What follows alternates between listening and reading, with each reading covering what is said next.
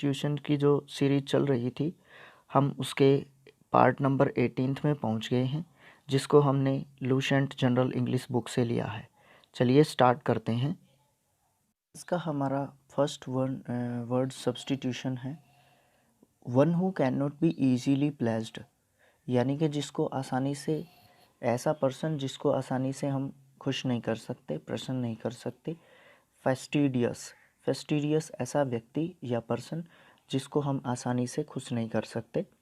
उसके बाद सेकंड है something artificial having the appearance of something goat up, यानी कि ऐसी आर्टिफिशियल चीज़ या अपीयरेंस या मतलब प्रकट होती है जो कोई चीज़, तो ऐसी अपीयरेंस जो कि आर्टिफिशियल हो, कृत्रिम हो, वो होती है फैक्टिडियस, कृत्रिम, प्रचलित हो जो आमतौर पर।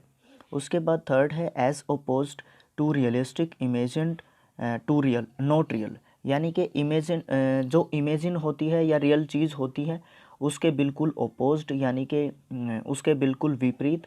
तो ऐसी क्या चीज़ होती है? फिक्टिटियस, फिक्टिटियस होती है काल्पनिक या मनगढ़ंत। अब जैसे ये दो वर्ड हैं फास्टिटियस और फिक्टिटियस। फास्टिटियस होता है जिसको प्रसन्न करना या खुश करना मुश्किल काम हो, और फिक्टिटियस होता है जो काल्पनिक या मनगढ़ंत जो चीज़ होती है। उसके बाद हम हमारा नेक्स्ट देखते हैं fourth, show and colourful personality valuable and verbose speech. सबसे पहले हम देखते हैं कि वर्बस स्पीच क्या होती है। वर्बस स्पीच होती है आडंबरपूर्ण जब भाषा का प्रयोग करते हैं, जब दिखावे की जब हम बात करते हैं। तो एक्सट्रीमली सॉवी कलरफुल पर्सनैलिटी, यानी कि जो शो करता है, दिखावा करता है, और कलरफुल जो पर्सनैलिटी अपने आप को शो करने की कोशिश करता है, वैल्यूएबल बताने की कोशिश करता है, तो ऐसे जो पर्सन होते हैं उनको बोलते हैं फ्लैम्बोयेंट पर्सन, मतलब दिखावा करने वाला व्यक्ति। उसके बाद है एक्ट ऑफ किलिंग वंश, क्लैन, फैमिली और कम्युनिटी। क्लैन होता है वंश, यानी कि किसी जब कोई व्यक्ति किसी वंश या फैमिली या कम्युनिटी का जब डेथ करता है या मृत्यु देता है किसी को, या डेथ कर देता है किसी की, तो ऐसी परिस्थिति में उसको एक वर्ड में कहेंगे जिनोसाइड, यानी कि नरसंहार। उसके बाद सिक्स्थ है कनेजर ऑफ वाइन्स एंड टेबल डेलिकेसियस। डेलिकेसियस होता है मतलब भिन्न भिन्न प्रकार की जो स्वादिष्ट चीज़ें होती हैं। गवर्नमेंट होता है स्वादिष्ट भोजन को पसंद करने वाला जो व्यक्ति होता है। और कनेजियर होता है विशेषज्ञ, मतलब एक विशेषज्ञ व्यक्ति जो शराब आदि जो खाने पीने की जो चीज़ें होती हैं उनको पसंद करने वाला व्यक्ति, मतलब स्वादिष्ट भोजन या अच्छी शराब का शराब आदि का परखी व्यक्ति, जिसको इन चीज़ों की परख हो। उसके बाद हम सेवन्थ देखते हैं ट्रेड्स मेंटल और physical received from forefathers by birth. Traits होते हैं लक्षण या विशेषताएं, मेंटली और फिजिकली जब रिसीव करते हैं हम, फोर फादर्स होते हैं हमारे जो पूर्वज होते हैं। जब बाय बर्थ हम जो हमारे ट्रेड्स होते हैं मेंटली और फिजिकली जो हमारे फोर फादर्स से हम रिसीव करते हैं, उनको बोलते हैं हेरिडिटरी, यानी कि अनुवांशिकता। जो पुश्तैनी हमें चीज़ें मिलती हैं हमारे फोर फादर से, व्यवहार भी हो सकता है वो होता है। उसके बाद एट्थ है हमारा one who lives in seclusion, seclusion with thoughts of God. Seclusion होता है अकेलापन, यानी कि जो भगवान है उनके विचारों के साथ जो अटैचमेंट रहता है, अकेला रखता है जो, उसको क्या बोलते हैं? हर्मिट, यानी कि साधु, यानी कि एकांतवासी।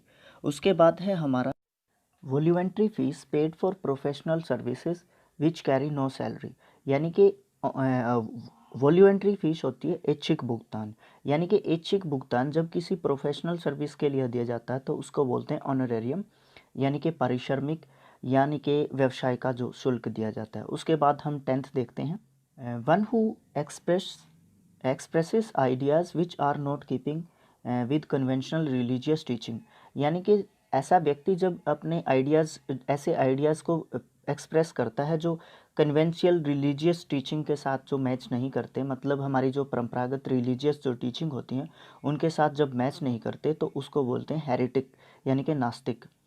पाखंडी का रूप भी दे सकते हैं उसको, लेकिन नास्तिक ही ज़्यादा अच्छा रहेगा। One who is not Orthodox, जो ऑर्थोडॉक्स नहीं होता वो हेट्रोडॉक्स होता है, मतलब नास्तिक होता है, धर्म विरुद्ध कार्य करने वाला व्यक्ति। उसके बाद है a gesture of respect and devotion, यानी कि एक ऐसा गेस्चर संकेत होता है, गेस्चर। रिस्पेक्ट और डिवोशन का जो गेस्चर होता है उसको बोलते हैं होमेज, यानी कि श्रद्धांजलि या सम्मान प्रदर्शन जब हम किसी के लिए करते हैं तो उसको रिस्पेक्ट और डिवोशन का गेस्चर बोलते हैं। उसके बाद नेक्स्ट है हमारा 13th, one who generously acts for the welfare and amelioration of Mankind. Amelioration होता है कल्याण या वेलफेयर के लिए जब कोई व्यक्ति कार्य करता है, ह्यूमैनिटेरियन, उसको बोलते हैं मनुष्य जाति से प्रेम करने वाला व्यक्ति। ऐसा व्यक्ति होता है जो जो मैनकाइंड होती है उसके लिए एमिलियोरेशन के जो या वेलफेयर के जो एक्ट्स करता है। उसके बाद 14 है रेट्रियोकल एक्सेग्रेशन इन स्पीकिंग और इन अ पीस ऑफ राइटिंग, यानी कि जब किसी के भाव में जब कोई रिएक्टोरिकल होता है, रिएक्टोरिकल एक्सेग्रेशन होता है जब किसी चीज़ को बहुत ज़्यादा बढ़ा चढ़ाकर जब कोई बोलता है तो उसको बोलते हैं हाइपोक्रेबल, हाइपरबल। जब किसी भी चीज़ को, कोई भी चीज़ भी हो सकती है, व्यक्ति भी हो सकता है, तो उसको जब हम बढ़ा चढ़ाकर जब कहते हैं तो उसको बोलते हैं हाइपरबल होता है बढ़ा चढ़ाकर कही गई बात या व्यक्ति के बारे में, किसी के बारे में बढ़ा चढ़ाकर जब कोई बात की जाती है। तो अलंकार भी उसको बोल सकते हैं, क्योंकि अलंकार एक ऐसी चीज़ होती है, ऐसी पद्धति होती है जिसमें किसी भी चीज़ को सजाया संवारा जाता है, चाहे वो चीज़ अंदर से कुछ भी हो। उसके बाद 15th है a person who pretends to be what he is not a pretender, यानी कि एक ऐसा पर्सन जो अपने आप को प्रेटेंड होता है, दिखावा करने वाला, प्रेटेंडर होता है दिखावा करने वाला व्यक्ति। तो प्रेटेंस ऐसा दिखाने की कोशिश करता है कोई भी पर्सन कि वो प्रेटेंडर नहीं है। तो हाइपोक्राइट बोलते हैं ऐसे व्यक्ति को, छली या पाखंडी, जो अपने आप को ये करने की वास्तव में वो प्रेटेंडर है लेकिन वो ये दिखाने की कोशिश करता है, ये शो करता है कि ही इज़ नॉट अ प्रेटेंडर। उसके बाद नेक्स्ट है हमारा 16, that which can not be broken through, यानी कि ब्रोकन थ्रू मतलब जिसके अंदर से घुसा ना जा सके, जिसको तोड़ा ना जा सके। तो इम्प्रेजिगेबल, इम्प्रिगनेबल ऐसी चीज़ होती है जिसके अंदर से घुसा ना जा सके, यानी कि सहज में न जीतने योग्य, यानी कि दुर्गम ऐसी चीज़ होती हैं जिनके अंदर से ब्रोकन थ्रू नहीं किया जा सकता। उसके बाद है 17th है that which can be easily understood, यानी कि जिस चीज़ को, जिस भी बात को हम आसानी से जब हम अंडरस्टूड कर लेते हैं, समझ लेते हैं, तो उसको बोलते हैं इंटेलिजिबल, बोधगम्य या स्पष्ट। जब कोई चीज़ होगी तो उसको हम ईजिली अंडरस्टूड कर सकते हैं। उसके बाद है that which is most likely to happen in future, यानी कि हैपन इन फ्यूचर मतलब ऐसी जब कोई बात हो जो नियर फ्यूचर में होने वाली हो तो उसको बोलते हैं एमिनेंट। इमिनेंट मतलब शीघ्र होने वाली कोई घटना हो। उसके बाद हमारा 19th है वी सूट और काम्ड और नियर पैसिफाइड, यानी कि जब किसी व्यक्ति को क्या नहीं किया जा सकता, जब किसी व्यक्ति को पैसिफाई नहीं किया जा सकता, संतुष्ट नहीं किया जा सकता, तो उसको ऐसे पर्सन को क्या बोलते हैं, इम्प्लेकेबल एक ऐसा व्यक्ति या ऐसा पर्सन होता है जिसको संतुष्ट नहीं किया जा सकता, यानी कि उस पर्सन को हम कठोर व्यक्ति बोल सकते हैं, कठोर पर्सन बोल सकते हैं। उसके बाद हमारा लास्ट एंड फाइनल है 20th, that which can not be put into practice, यानी कि यहाँ पे इस प्रैक्टिस का मतलब है व्यवहार, यानी कि जिस चीज़ को हम हमारे नॉर्मल जो व्यवहार होता है, नॉर्मल जो हमारी प्रैक्टिसेस होती हैं उसमें हम शामिल नहीं कर सकते, उसको क्या बोलते हैं, इम्प्रैक्टिसेबल, असाध्य या दुष्कर ऐसी चीज़ें या ऐसी बातें जिसको हम नॉर्मल जो बिहेवियर होता है हमारा, डेली बिहेवियर होता है जिसमें शामिल नहीं कर सकते उसमें, तो उसको बोलते हैं हम इम्प्रैक्टिसेबल, असाध्य या लीक से हटकर। तो ये थे हमारे आज के part number 18th one word substitutions.